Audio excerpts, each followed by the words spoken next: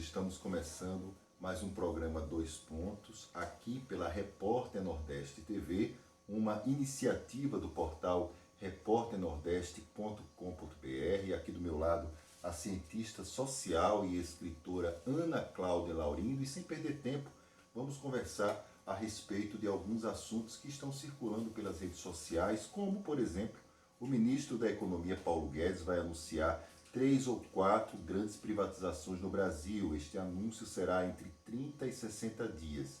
Ele diz que já conta com o apoio do Congresso. Lembrando, Ana Cláudia Laurindo, que nós estamos, pelo menos ainda, no meio de uma pandemia. Olá, Odilon.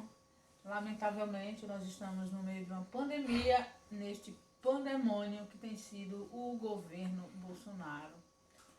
Para você, internauta, os nossos cumprimentos e a lembrança de que é por você que nós estamos aqui. O Paulo Guedes, ele tem sido fiel, muito fiel, inclusive, a toda a narrativa que foi construída para eleger o presidente Jair Bolsonaro. A promessa das privatizações, elas estão lá naquele passado recente, e tem mostrado e tem provado que o povo brasileiro, no geral, ainda é muito fácil de ser iludido, pois privatizar não tem trazido benefício em nenhuma das experiências que nós já temos de privatizações. Vastas provas, vastas experiências, enfim. Tanto a nível da União, como mesmo nos estados, nas unidades da federação, porque quando o liberalismo ele se anuncia no nosso país, ele traz a proposta das privatizações no seu bojo como a solução de todos os problemas, e nós sabemos que criam novos problemas. E, inclusive, encarecem serviços quando antes eram públicos e depois se tornam privados. Nós sabemos que há redução nas questões dos direitos das pessoas que estavam antes agregadas a estas empresas que mudam de razão social e se transformam em patrimônios privados. Porém, tem uma coisa que também deve chamar a nossa atenção, é a intimidade de Paulo Guedes com o Congresso. Ele não demonstra nenhum tipo de preocupação com a resistência, porque Bolsonaro é um político que foi chocado no ninho da corrupção. Da corrupção negociada em bastidores políticos para aprovar projetos. Então, o golpe de 2016 foi revelado de maneira escancarada, embora tudo que aconteceu em 2016 parece que foi escancarado demais, né? Tão escancarado que nem deu tempo de indignar ninguém, parece que fazia tudo parte do projeto, até a não indignação. Mas em 2016 ficou bem demonstrado para o país como funcionam os acordos, como eles são valorizados monetariamente. Então, esse caminho, ele é um velho conhecido de quem pratica as políticas públicas com interesses privados, escusos, antipovo, mas muito beneficiário do mercado, de todo esse fluxo de capital que circula pelo mundo, ambicionando o domínio de todas as fontes de renda, de todas as fontes de lucro. Transformar um bem público em algo privado só dá lucro a quem compra. O Estado perde, a população perde, o país perde, mas quem aprova pode ganhar bastante. E Paulo Guedes sabe disso. Então, nós temos hoje uma representação política de desmoralização no sentido de sem moral para resistir a um assédio desse porte. Que pena, Brasil. E olha, Ana Cláudia, o que a gente observa também, pelo menos eu observo isso, é que você falou muito bem sobre a privatização não funcionar no Brasil. Nós tivemos privatizações no passado, durante o governo Fernando Henrique Cardoso, que foram muito ostensivas. Nós também tivemos algumas privatizações agora que foram colocadas em prática no governo Michel Temer, e agora nós temos o anúncio do futuro de um Brasil cada vez mais desprendido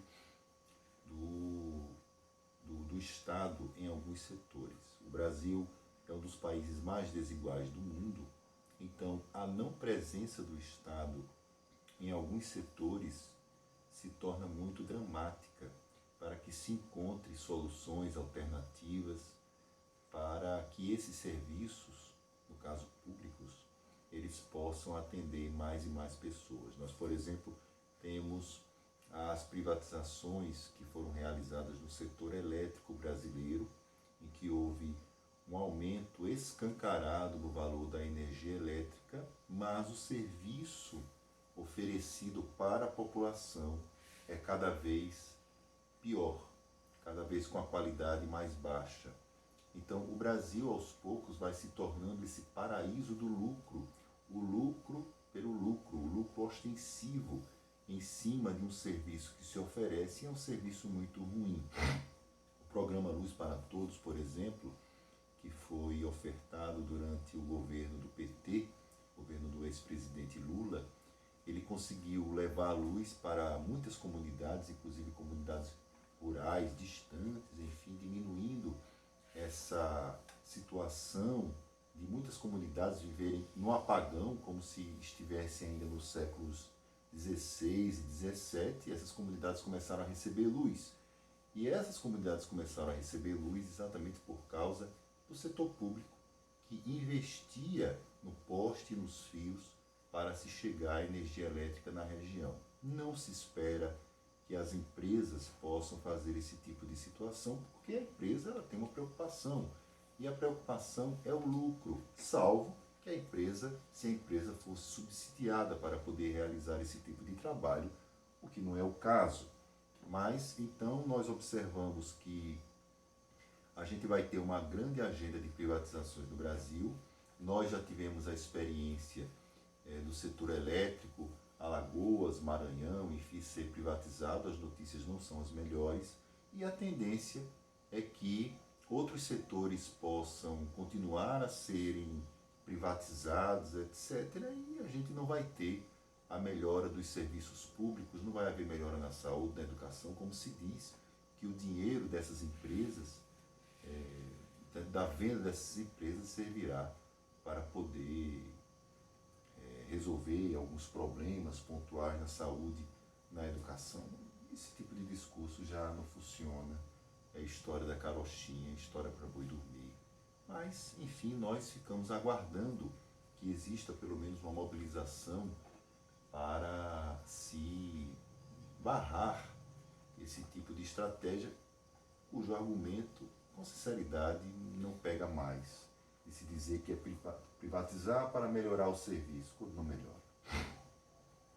A briga pelo retorno às aulas vai se configurando em alguns estados. No Rio de Janeiro, por exemplo, o Tribunal de Justiça decidiu proibir o retorno às aulas da rede privada. O prefeito Marcelo Crivella editou um decreto que autorizava esse retorno às aulas, mas decreto não é lei e vale o entendimento dos desembargadores. Aí eu fiquei pensando numa situação, Ana Cláudia, de que os desembargadores devem ter filhos e netos. Lá no Rio de Janeiro, obviamente, são 300 desembargadores que o Tribunal de Justiça do Rio tem, e óbvio que eles têm filhos e netos, e eles têm a preocupação em relação à pandemia não atingir os seus herdeiros, os seus rebentos. Haja vista a decisão, ela contempla o setor privado, que é onde provavelmente estão os filhos e os netos dos desembargadores. Porém, esta situação ela não é isolada do Rio de Janeiro, ela é uma situação que preocupa quem ainda tem juízo no país inteiro. Nós estamos contemplando de queixo caído, como se diz no popular, porque assim é segurando o queixo mesmo para poder observar o clima de normalidade sendo instaurado no Brasil. Normalidade que nega a pandemia, mas não nega ostensivamente. Existe uma narrativa construída para sossegar as pessoas com relação à quantidade de risco que ainda está circulando. Olha, Odilon, o setor econômico no Brasil ele tem mostrado a sua força. Ele não mostrou força somente quando criou as bancadas representativas que já mantém há décadas lá em Brasília, não. E o ápice dessa representação foi essa eleição de Bolsonaro, mas o mais assustador tem sido na pandemia. A pressão do setor econômico, ela tem imposto um clima de legitimidade que vai além da vida. A vida, ela é um bem secundário. Coronavírus é uma espécie de roleta russa. Nós não sabemos qual organismo vai apresentar sintomas mais agravados ou não. Então, o mercado ele tem imposto uma normalidade, fazendo com que todos os indivíduos possam se fiar de que eles não serão alcançados pela versão letal do coronavírus no interior de suas células. Primeiro foi divulgado que seriam apenas os velhinhos, e os velhinhos eles foram liberados para morrer. Depois eles justificaram que as mortes dos não tão velhinhos se devia à presença de algum tipo de comorbidade, a pessoa já tinha algum tipo de doença. Ora, olha a frieza deste discurso. O indivíduo, ele poderia sim ter uma comorbidade e viver por muitos anos com ela. Ele morreu por causa do coronavírus no seu corpo. Mas o discurso segue desumanizando ao ponto de dizer que já estamos em uma situação estável, quando os pesquisadores afirmam que o Brasil ainda não atingiu o seu topo. E o mercado se antecipa à ciência, como ele tem sido um dos instrumentos de negação da ciência, inclusive no nosso país e no mundo, a depender da localidade, com mais ou menos intensidade. Mas aí o setor econômico, ele impõe uma visão de normalidade que gera este impasse. Por quê? Porque as crianças, os adolescentes, a juventude entra agora numa berlinda. Nós vamos mesmo, Brasil, segurar o queixo para assistir a uma maratona de vida ou morte dentro das escolas? Quem vai ou não vai morrer? Se morrer é porque tinha uma comorbidade. Existem vários relatos que são divulgados em fontes confiáveis, inclusive, de casos de crianças que vieram a falecer por conta do coronavírus alcançar órgãos muito sensíveis, como, por exemplo, os rins. Além do sistema respiratório, que é um órgão muito sensível dos nossos corpos, os rins também. E aí, crianças com 4 anos de idade, nessa faixa etária, morrendo porque teve uma complicação muito grave nos rins. Ah, mas o discurso corrente é: Isso acontece com uma porcentagem mínima. Porcentagem mínima? E se for o seu filho internauta? A criança que apresentar essa porcentagem mínima. O que é transformar corpo humano em porcentagem? Então, os donos de escolas particulares, eles têm feito carreatas pelo Brasil todo, eles têm gritado pelo Brasil todo, e nós, pelas redes sociais, já acompanhamos o retorno de algumas escolas. Hoje, inclusive, olhando as redes sociais, foi possível ver uma festa de aplausos à entrada dos alunos.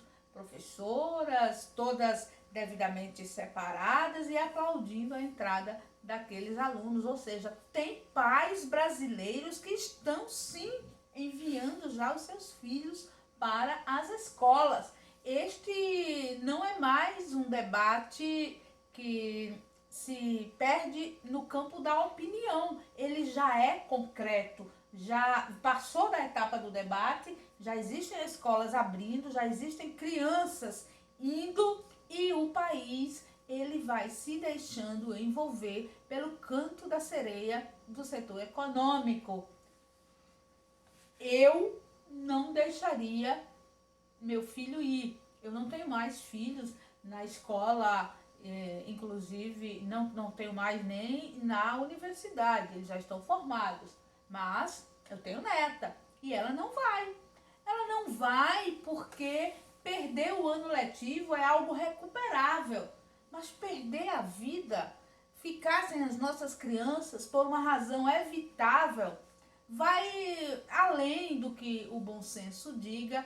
E se eu não colocaria em risco a minha própria, como colocar das crianças que já estão sentindo os efeitos da pandemia, por não conseguirem mais socializar, terem que ficar em casa, restringir acessos a coisas que faziam parte dos seus cotidianos. Aí agora nós esquecemos todo esse sacrifício e colocamos as crianças para correr o risco de um sorteio que pode dar sim ou não para a vida. Isso nem deveria estar na alçada da justiça, porque se todos os pais recusassem enviar seus filhos, não teria como a justiça, em algum lugar, poder dizer sim ou poder dizer não, porque nem haveria matéria para julgamento. Como pode um prefeito ou um governador tomar para si a posse da decisão da vida ou da morte das crianças do nosso país e existirem famílias que se sujeitam a isso? Não é porque elas são famílias ruins, não. É porque elas estão acreditando no discurso do setor econômico. Perceba a sutileza de crueldade e de desumanidade que permeia todo este cenário. É necessário que vozes como as nossas continuem ecoando. A pandemia não acabou, ainda não existe remédio, ainda não existe a vacina para todos, ainda não existe sequer aquilo que os cientistas consideram o topo do contágio no nosso país. Deixa as crianças em casa e, se puder, fica em casa você também. E o presidente Bolsonaro, ele repete aquele mantra, pedindo para que as pessoas possam tocar a vida e buscar uma forma de se safar da doença. Bom, se safar da doença como? Se as escolas voltarem, os pais vão se sentir pressionados, inclusive, para que seus filhos possam voltar para o ambiente escolar. Não é fácil e não é simples. E olha, nessa esteira de ignorância em torno da pandemia e sabendo que decreto não é lei, aquele desembargador lá do Rio, o Eduardo Siqueira, que fez aquele show de demonstração de poder em público com guardas municipais, foi flagrado de novo por um internauta caminhando sem máscara, aliás, pelas ruas de Santos. O desembargador, ele já respondeu a mais de 40 procedimentos e todos esses procedimentos foram arquivados. Agora, o Conselho Nacional de Justiça, a Corregedoria do CNJ, anunciou que vai investigar mais uma vez a conduta do desembargador. Mas existem algumas senhas nessa situação que mostram o quanto a pandemia ela é desigual, ela mostra a nossa desigualdade. O desembargador já disse, segundo foi veiculado numa entrevista ao Fantástico, uma entrevista de uma desembargadora, que era filho de juiz. Então, se ele é filho de juiz e atualmente ele é desembargador do Tribunal de Justiça de São Paulo, para que temer as consequências de um país que nós sabemos que é desigual e, no caso do desembargador, ele se torna praticamente blindado em relação a várias ações. É que a monarquia, ela não existe mais enquanto sistema, mas os vícios monárquicos, eles permaneceram na República. E se existe um segmento que tomou para si todas as razões da corte, é exatamente o judiciário. Nós temos um país para ser revisado, nós temos um país para ser questionado, para ser refeito, porque a história não está terminada. E nós já sabemos quais são os quesitos que precisam ser revisados. Estes privilégios levam o indivíduo a atitudes abusivas, não somente em caráter do seu entorno, mas em caráter coletivo. Abusa diante de direitos da coletividade. Por exemplo, o caso do uso de máscara, que é uma coisa simples, mas neste contexto ele revela o estado egóico do indivíduo que se vale de representações para ostentar poder, o poder não cumprir, o poder afetar o outro, o direito do outro. Olha, esta nação pode até ser considerada, e historicamente ainda é, uma nação jovem, mas ela é assediada por vícios antigos que vieram do velho mundo com a colonização, com a ocupação deste país. A nossa história, ela será verdadeiramente nossa quando nos recusarmos a manter estes privilégios injustificados, estes vícios que torturam toda a noção de direito, de bom senso e de respeito ao solo pátrio. O desembargador, é claro que poderia ter ao menos a condição de perceber que, como autoridade, poderia dar o exemplo em relação a isso, mas não é o caso que a gente observa. Combate à pedofilia é assunto que volta a tomar conta das redes sociais bolsonaristas. Xuxa, Felipe Neto e Marcelo Freixo são nomes considerados a favor da pedofilia, segundo os bolsonaristas dizem. Mas uma empresa que colhe dados na internet descobriu que por trás desse discurso, estas redes trabalham um problema e uma solução. O problema é que a pedofilia é crime e a solução está na ministra Damares Alves. Lembrando que Damares vem sendo trabalhada para ser vice de Jair Bolsonaro se ele for reeleito. Ana Cláudia Laurindo. E agora? Olha, primeiro eu me solidarizo extremamente com Xuxa, com Felipe Neto e com Marcelo Freixo, porque foram vítimas desta má-fé que os indivíduos com a doença do bolsonarismo aplicam na imagem, naquele intuito perverso do cancelamento da imagem do outro. A temática da pedofilia, ela precisa sim estar circulando nas redes, mas com uma outra conotação, com uma conotação mais atualizada, com uma conotação mais política, mais humanitária também. pois a pedofilia ela é um tema que sensibiliza os indivíduos e é assim que Damares tem tratado. Todos os temas que passam por Damares, ela passa pelas vias do emocional e é uma aplicação lá de injeção de angústia que é aplicada nas pessoas, sempre colocando como isca estas emoções que não dá tempo de pensar, não dá tempo de refletir, e é neste caldeirão fervendo que Damares ela coloca as suas ideias sempre estapafúrdias com ações políticas que nós sabemos que não levam a nada, a nenhum tipo de resultado coerente, concreto. A pedofilia, inclusive, ela tem sido matéria de descaramento de muitos moralistas defensores de Bolsonaro.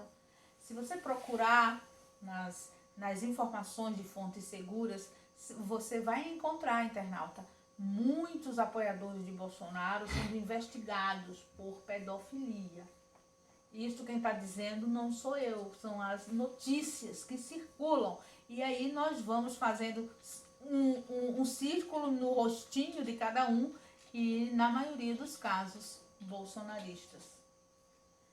Os mesmos que endossam essas correntes giratórias que ficam aí jogando acusações a estas personalidades que não são bolsonaristas.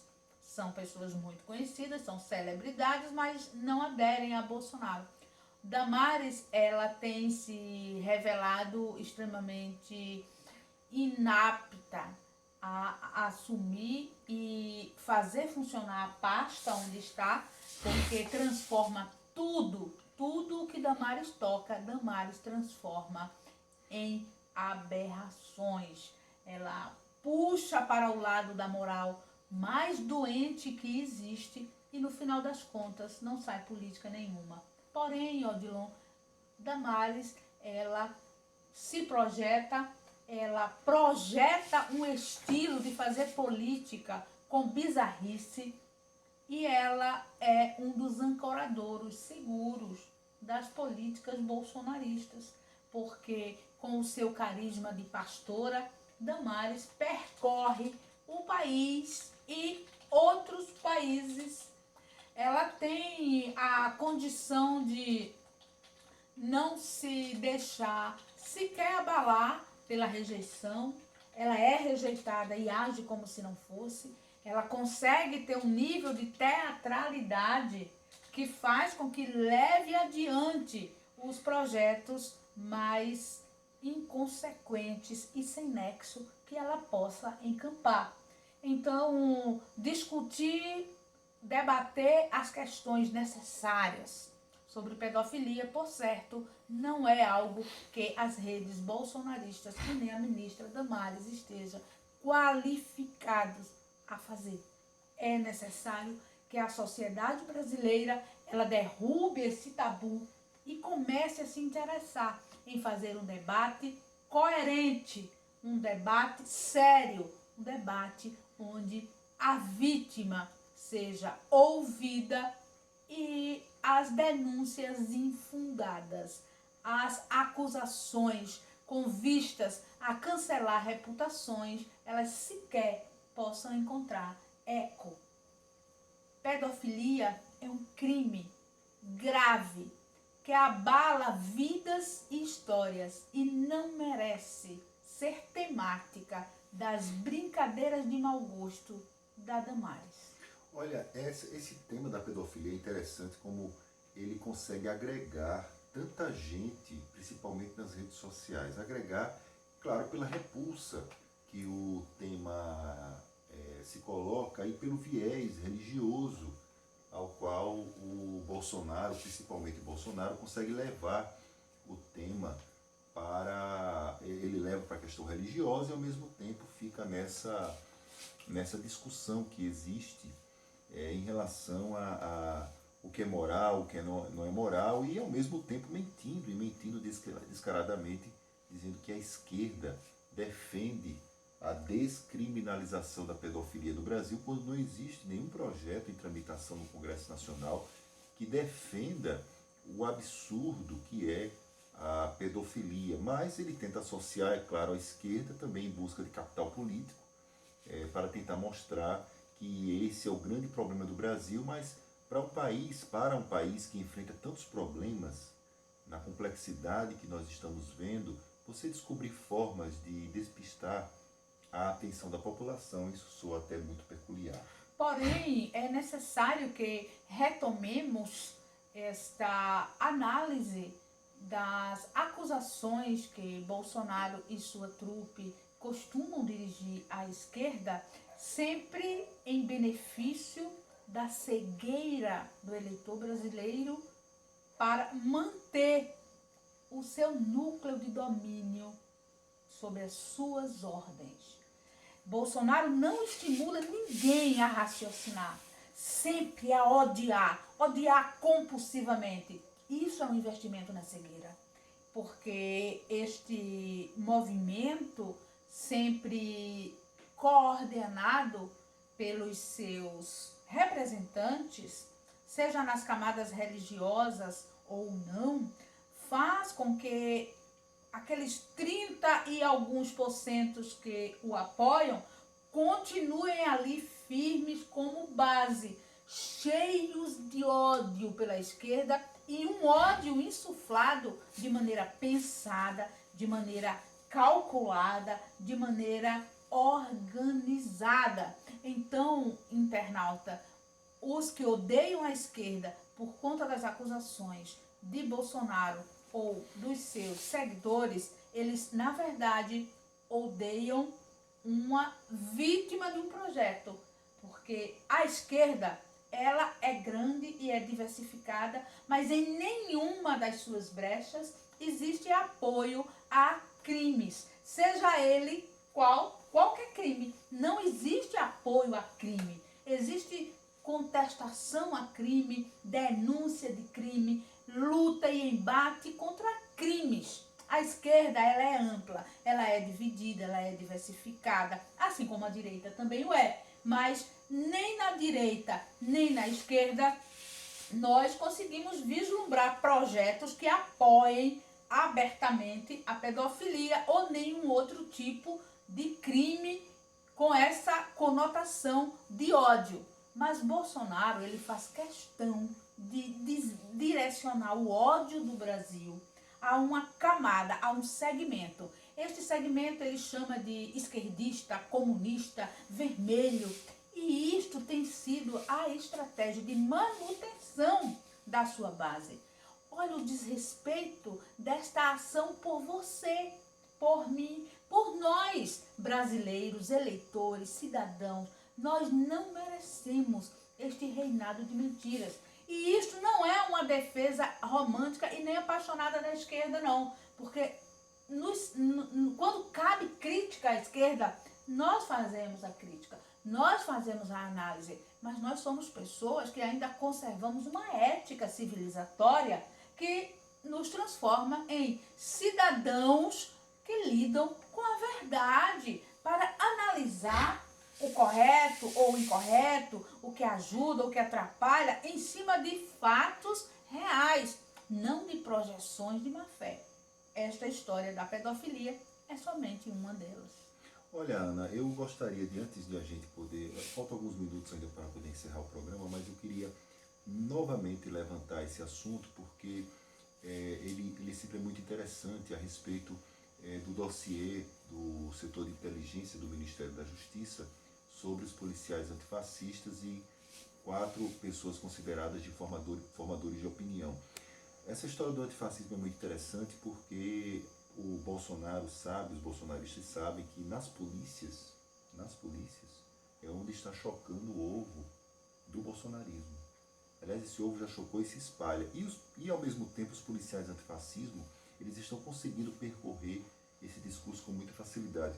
Eu gostaria, Ana Cláudia, que você pudesse rapidamente, enfim, antes da gente poder encerrar esse programa, todo o programa a gente vem falando sobre isso, insistindo nesse assunto, falando dele pela aberração que ele é, mas será que há condições da polícia conseguir se contaminar, digamos assim, pelas ideias antifascistas, e isso faz com que o próprio Ministério da Justiça tema em expor, por exemplo, o dossiê, os detalhes do dossiê com os policiais, enfim?